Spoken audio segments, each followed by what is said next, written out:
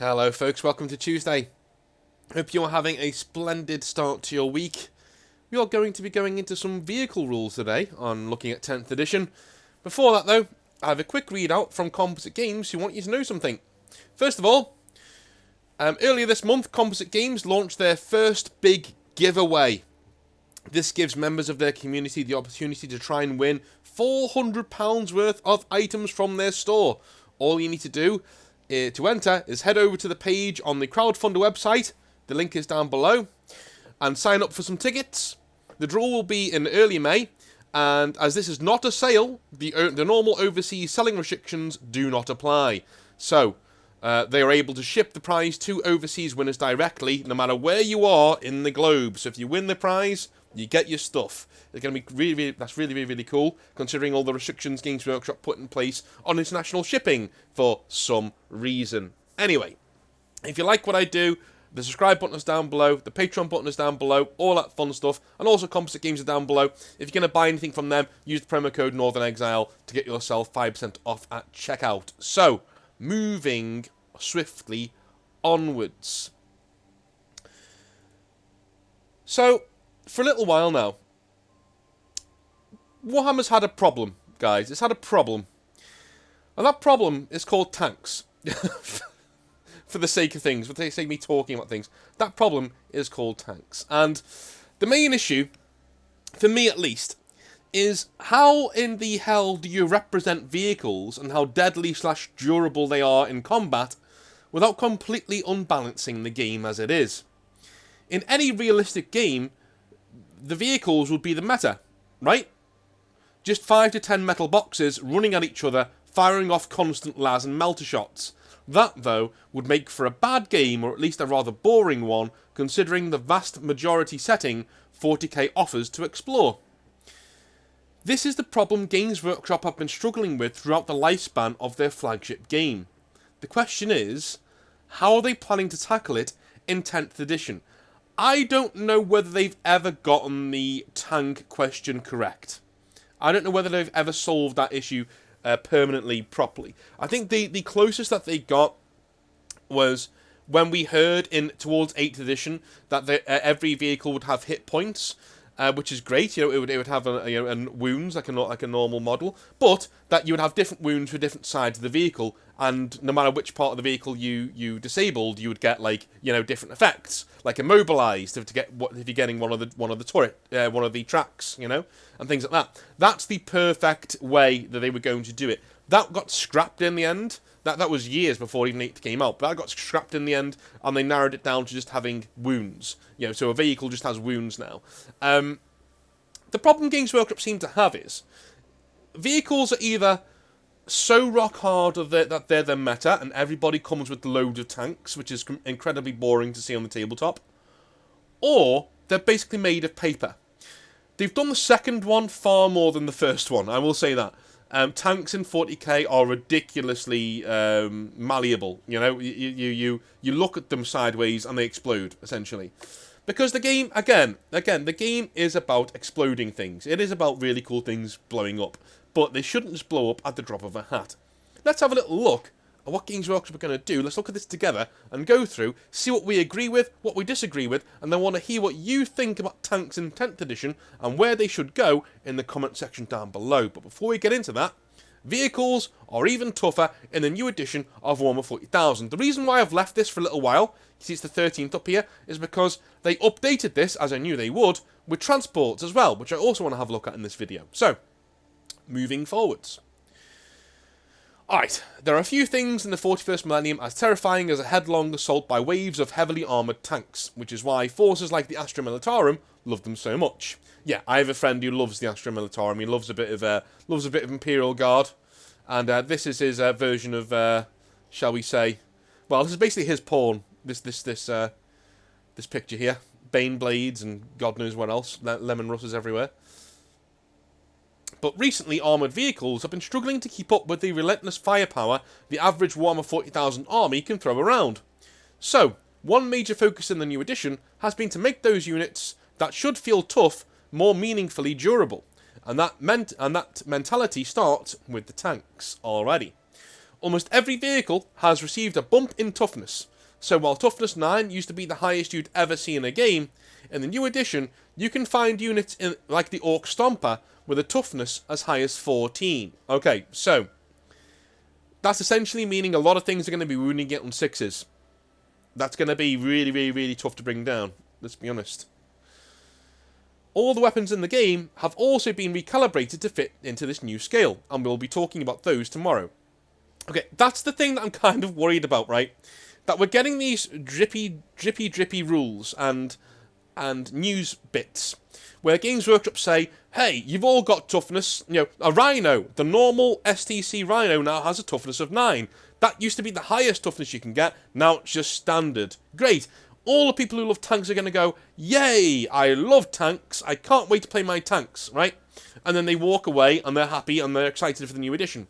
Then, a few weeks later, Games Workshop sneaks in another article where you say, look, oh, by the way, the weapons have also been recalibrated, so you can still blow all these things off the table at the drop of a hat. Because we want everybody to be happy, and we can't risk upsetting anybody. So there we go. I think that's what we're going to see. I think that's what we're definitely going to see in future videos when I'm doing this. We will see them releasing more and more weapons templates and things like that, where you're going to see, oh my god, that's ridiculous. Why is a las cannon that strong? Why is a plasma cannon that strong? Why is a grav cannon? You know, we're going to be going through all of these different weapons and going, oh my god. Several hits from one of these will take down a Stomper quite easily. That's what we're going to see going forward. I'm quite reasonably confident of that, right? Because Games Workshop are terrified of upsetting you. They shouldn't be. I like upsetting you. Upsetting you is funny, but, you know, they are terrified. There we go. Coming out of the gate with a toughness score to match the Titans of old, the reinforced Rhino actually sits towards the bottom end of the pool of hardy Space Marine vehicles. Its new toughness of 9 leaves it significantly less vulnerable to most infantry portable weapons, even melter gun blasts. Well, we'll see, won't we? We will see. I don't think it will be less vulnerable to melter gun blast. I think that's just something that they're saying, to be honest with you. Because bear in mind, whatever they say in these, this is a game that relies on dice. And so they can always say, hey, you know, the probabilities have come up that Rhino is now dead. It just is what it is, right? Yeah, there's been no part of the game ever where, you know, copious amounts of melter can't get rid of a Rhino. If they do that, if they make 10th edition where a melter has a tough time getting rid of a Rhino, why is melter even on the field? Melter is designed to get rid of A, really tough characters, and B, really tough vehicles. That's what it's there for. The entire meta back in the day was stick a load of Vanguard of Stern Guard veterans in a drop pod, give them all melters, pop them next to a tank, watch it explode. That used to be the entire meta of most Space Marine lists in 7th edition, right? Well,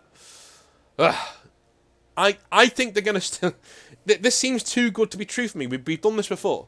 It seems far too good to be true. Melter should go... If we're going to balance this game properly, okay, Melter should be expensive, but it should shred things like Rhinos. A Rhino is a transport. It's a cheap unit. It's a transport. It should be absolutely shredded by Rhinos. By Melter fire. There's no way we shouldn't be seeing that on the tabletop, okay? If Melters are struggling to get through Rhinos, I think we're leaning towards the, you know, we've got to please the vehicle people, you know? But I'm guessing there will be more templates released, and the Melters will get a bit of a buff later on, and they'll reverse the decision anyway. But anyway, coming out the gate. At the same time, the Rhino receives 2 core abilities common across many factions: Deadly Demise and Firing Deck. The first of these dictates how many mortal wounds are suffered by nearby units when a vehicle explodes, while the second shows you how many embarked models can shoot from inside the transport. That's cool. Both rules have previously existed in many different forms, and are now condensed into the core abilities for clarity. I love that. I don't think I've ever used a people firing from inside of a vehicle ability in 40k. I don't think I've ever used one. Mainly because I like arriving from deep strike, and because I'm not a coward, I don't hide in metal boxes. But, to be fair, that does seem like a fun rule, now that it's there. Firing deck, so 2 Marines, does that mean that 2 Marines, firing deck 2 Marines can actually shoot from inside?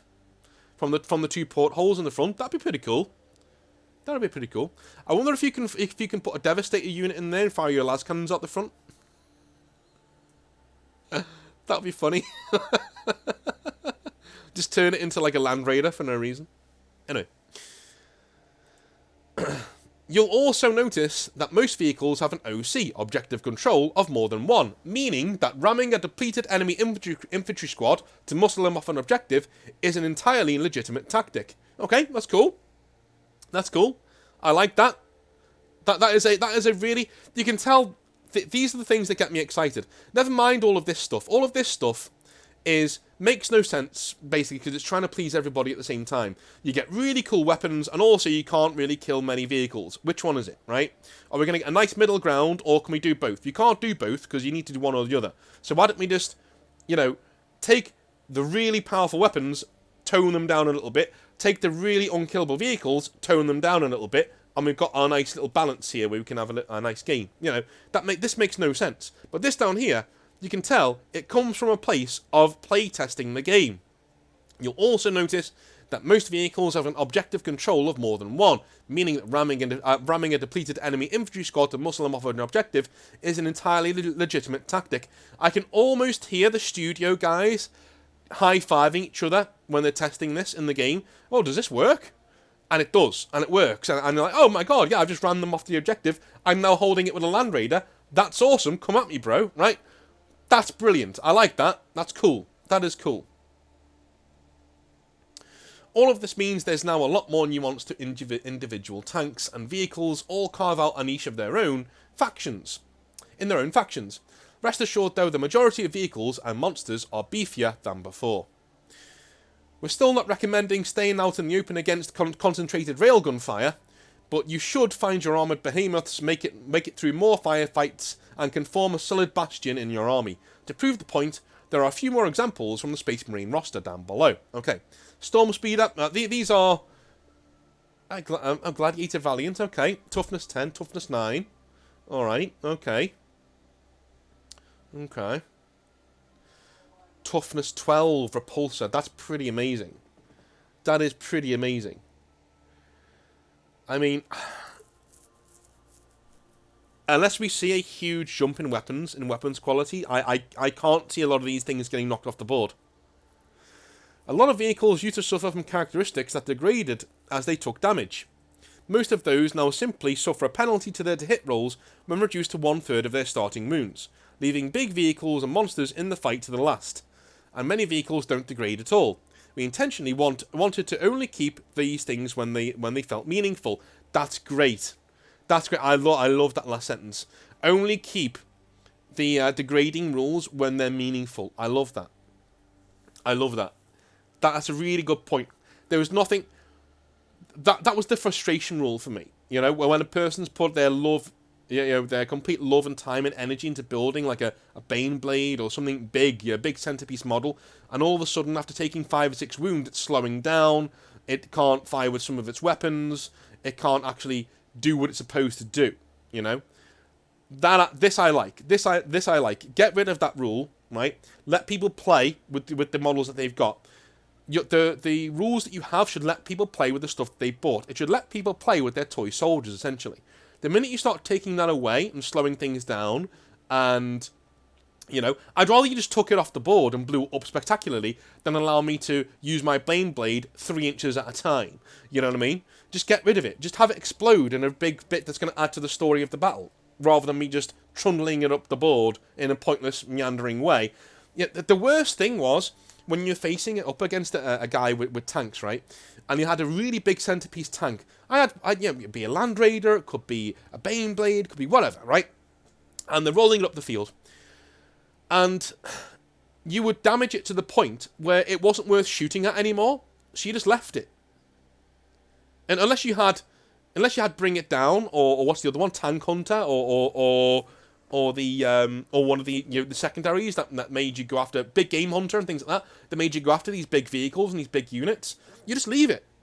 You just leave it. It's cover, if anything, right? You'd watch it go up the table at 6 inches at a time with nobody inside of it. It can't really shoot anything. It's just That sucks, man. Let me blow it up and have it be there as a piece of scenery that's just billowing smoke everywhere. That'd be cool. That adds to the story of the game. And I like the fact that Games Workshop seem to be pulling it towards a more narrative direction. But we need to be aware, I'm going to be honest with you, they seem to be trying to please everybody at the same time. I can't see how you can have vehicles this hard, this tough, without having a huge buff to things like Melter and Grav and Laz and all these other weapons that are going to be coming after them, okay? We're going to be skewing the game far too much in the vehicle side of things if we do it that way. I know I'm behind the times sometimes because I do Hobby Nightmares as well. Not every single video I do is a news one like this, but still, I'm kind of worried about that. And we'll be going into that next week, or maybe later on this week, into the weapons and things. So, transport are next, and this is the one thing that I wanted to get into because I might be using a transport heavy army in 10th edition. So, now that you know how much tougher vehicles are, it will be in the new edition of Warhammer 40,000, you can start planning which of your units you're going to stuff into them. Alright. In the past, only certain units were allowed to bundle out of a transport on the same turn it had moved, presumably due to the strict health and safety regulation at this point in history. Yeah, I like that joke, but that was a stupid rule. A stupid rule. I really, really, really, really hope, and I think it is, but I really, really, really think, I really, really hope that the rule to have Primaris only inside Primaris tanks is gone. Space Marines are Space Marines. They should be allowed to get into a tank. You know, you shouldn't be having a Space Marine running behind of a Primaris Space Marine, and the Primaris Space Marine jumps into a tank and goes, "No, sorry, mate, you can't come in. It's for Primaris only. Sorry." Like, why? Why? Anybody should be able to get into a friendly vehicle. Bloody guardsmen should be able to get into an Imperial tank, right? If it doesn't matter whether it's a Space Marine one or whatever. You see it in the books all the time. Inquisitors are getting inside of Land Raiders and all this other things. You should be able to chuck a Guardsman squad inside of it. They shouldn't be able to start in it, but they should be able to embark in it. Do you know what I mean? If you've got a big allied army, you know, of you and a few of your friends in a big apocalypse game, if you want to do a cool story where your Land Raider swoops in and rescues a guard squad from the front line, how cool would that be? You swoop in, you get him in, and you drive off. That'd be cool. But we can't do that in the current rules because, you know, we're not allowed to get into each other's vehicles because for some reason there's this invisible force field stopping us from doing so. Stupid, get it out the game. Anyway. Now, I know that could be open for abuse. You shouldn't be able to start in another faction's vehicles. You know, you shouldn't be able to start the game in another faction's vehicles. No, you should have to move and then get into them. That's fine. But you shouldn't be able to just start the game inside of them. Anyway. But with the galaxy tumbling into turmoil, these concerns have fallen by the wayside. Good. Now, any embarked unit is free to hop out of once a transport has moved, provided the vehicle didn't advance or fall back. They can also shoot, but can't make a charge, unless they disembark before the vehicle moves. Okay. Okay. I think this is a rule, right? This is a rule. That's one of my pet peeves of Warhammer 40,000. And it's back in 10th edition. I was hoping it wouldn't be, but I kind of knew it would be. I want to charge from getting out of a vehicle. If I do it skillfully enough. Okay? So, I should be able to... There should be certain abilities in the game that allow certain units to charge straight from running out of a vehicle. Khorne Berserkers, for instance, should be able to charge straight away when getting out of a vehicle. They don't give a shit whether the vehicle is moving or not. They're getting out and they're going towards the enemy, okay? Orcs as well should be able to charge when getting out of the vehicle. The orcs are not a kind of a race who will go, hang on lads, let's stop the boom bus. Let's stop the boom bus. Sorry, 1 second. Now everybody get out in a nice single file. Okay, and now everybody get ready. The next turn, okay, now we're now charged. No, the orcs would actually cut their way out of the vehicle and charge. That's what they would do. Okay? Don't even get me started with things like Tyranids. Right? If they're inside something, they should be bursting out of there and charging straight away. There are certain factions that this just doesn't work for. Okay? Even Space Wolves, you could say, should be able to charge, and Blood Angels should be able to charge straight from a vehicle. It could be a stratagem that you could use. It could be a chapter tactic that you could use, a special army rule that you could use. There are so many ways and means to make that a thing in this edition, but I'm guessing that it's going to be one of those black and white rules that doesn't make that much sense, but is in the rules for balance, quote unquote. But it doesn't really balance anything. That's what annoys me so much about it. There's not that much balance that comes from a vehicle moving forward 12 inches and then you charging. There's not that much balance that's going, because you still paid the money for the vehicle. You paid the points for the vehicle. You paid the points for the people to go inside of the vehicle. Okay? So you should be able to... I just don't get it, man. I just don't get it. I don't get it at all. Again, I'm not saying every unit should be able to do it, but my God, some of the heavy hitters who rely on getting into the enemy should be able to get into a vehicle and run out of it and charge. Sorry, no, they just should be able to. If you can hit me in between the eyes with a las cannon at like 30 odd inches plus, I should be able to get out of my vehicle and charge. It is what it is. I'm sticking up for you, Wolves players. I'm sticking up for you. And Orcs players and all those other people who like close combat. I love close combat. This is a major improvement for mechanised armies that love to leap from their vehicles and blaze away at close range, like the Tau, Astra Militarum, Eldar, and power-armoured, armour-clad warriors of all varieties. Yeah, notice they left out people like, the Orcs there, You still can't embark and disembark on the same turn, but you don't need to keep your engine running for a turn before the doors open, which, coupled with the newfound durability, makes fielding transports more appealing than ever. Yeah, that was stupid. That was another stupid rule. Yeah, you had to just keep it sitting there for ages so your guys could get out. Basically a sitting duck for everybody. We're now going to see that firing deck rule we were talking about. In the past, certain open-topped vehicles allowed the troops to fire inside to fire out, and this now has been consolidated into a universal firing deck X rule. Just choose one weapon from each from a given number of embarked models, such as a plasma gun and melter gun from Acadian shock troops riding in a Chimera with firing deck 2, and the transport will count as if it's equipped with them for their own shooting attacks. That's hilarious. That's exactly what I said it should do earlier on in the video. That's hilarious. We've now turned a Rhino into a cheaper version of a Land Raider. Brilliant. Love it. We are... I love it. So you can see that the firing deck rule is just... Yeah. It's showing what the firing deck rule is. Previously, embarked troops couldn't benefit from buffs. But now, because the transport itself is making the attack, their weapons gain any boost the vehicle does. For instance, an Orc mech can use his mechanic ability to act as a powerful force multiplier for the battle wagon's monstrous firing deck 22. Oh my god. Oh my god, that is beefy. That is beefy, and that is at the end of your movement phase. You can select one friendly Orc's vehicle model within 3 inches of this model. That vehicle model regains up to D3 of lost wounds, and until the start of your next movement phase, each time that vehicle makes an attack, add 1 to the to-hit roll. Each model can only be selected for this ability once per turn. That's amazing. That's amazing. Alright. So Orc Party Bus is up and away. He's wearing a nice pair of jeans there as well. Same. But 22 people inside of it. Imagine getting heavy weapons in there. Oh my god.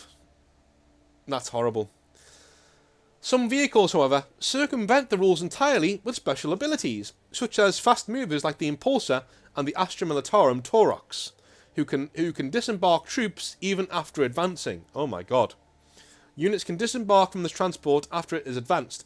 Units that do so count as having made a normal move that phase, and cannot declare a charge in the same turn, but can otherwise act normally. That's cool. I wouldn't let people charge out of things like that, because that would be ridiculous. That's like 12 inches, and then you roll a 6 for advance, and that's 18 inches, and then you disembark, and then you do a charge. That would be ridiculous, yes. Oh my god. The Land Raider reclaims its assault ramp. Excellent. Meaning passengers can declare a charge on the same turn they disembark. Hooray! That is in the actual rules somewhere. Okay. If this sounds like a return to the glory days of delivering Terminators hot and fresh into headlong assaults, you'd be right. But it's not only the Space Marine transport with this newfound flexibility. I love this. I might need to get me a Land Raider. I love this. This is good. You know your rules are good when they're making me want to buy things. Alright? That's when you know you're hitting it at the that's why I love doing these readings live, because all of the, you can see my thought process, some of the questions and concerns I had before are automatically subsumed and answered later on. The assault ramp is back. Hooray. Alright. Excellent. Excellent, excellent, excellent. Many other transports get a new lease on life with a characterful rules of their own. The Chimera is often used as a command post by Astra Militarum officers, so they can now bark orders from relative safely with the mobile command vehicle rule. What does that do?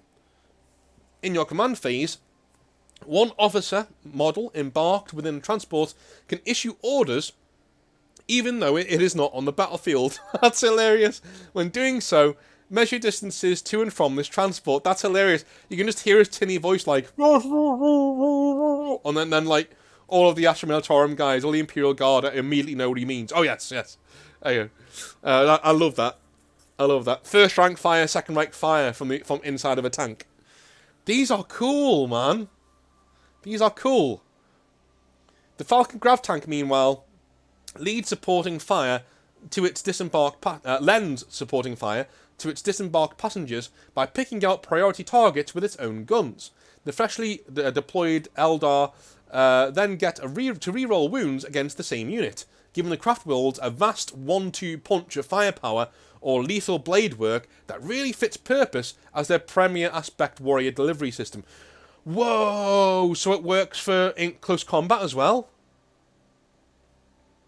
What? In your shooting phase, after this model has shot, select one enemy unit hit by one of more of those attacks. Until the end of each of the turn, each time a friendly model that disembarked from this transport this turn makes an attack that targets that enemy unit, you can re-roll the wound roll. That's awesome. So you can literally get your striking scorpions out of it, charge something that's been shot, and you're re-rolling your wounds. Oh my god. I love the interconnection, the interchanging abilities of these rules. That's pretty much the end of the page. But this is brilliant. But whilst this I was lukewarm on. This real, you know, our vehicles are super tough now, deal with it. That I'm lukewarm on.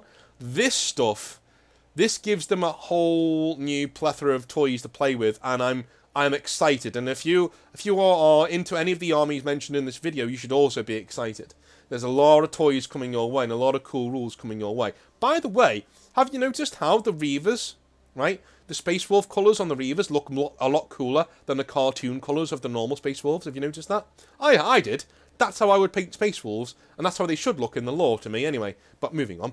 But yeah, like this is brilliant, and I can kind of see why they want them to be more tough now. If they've got all these really cool rules, you don't want them just blasted off the table at the top of turn 1. You want people to play with the cool new rules. I'm just hoping that there are ways to counteract your vehicles going forwards, and I will go into that later this week. I'm going to do a video on characters on Friday, looking at the Games Workshop response to how characters are going to work in 10th edition. And we're going to be doing early next week, maybe over the weekend later this week, we're going to be doing weapons, because I think that'll be a really good companion video to this one to see how hard-hitting these weapons are, and we can compare the two. We can actually call Games Workshop out and see, hey, how beefy are these weapons going to be against these tanks, and vice versa going forwards. I hope we're striking a balance. If we are, 10th edition is looking really, really, really exciting indeed. What I can say for 10th edition so far is they are really, really reaching for the stars. They are. They're trying. I will give them that. They're trying, guys. I will definitely give them that. Whether they're going to get there or not, I don't know. But there is that modus operandi of, you know, you aim for the moon, you'll end up in the stars, right? They're shooting for the moon. So hopefully, even if they fall a little bit short, it's not going to be as painful a landing as we think. We'll see. Anyway, Love you all long time. I will be back tomorrow for some more Hobby Nightmares tomorrow.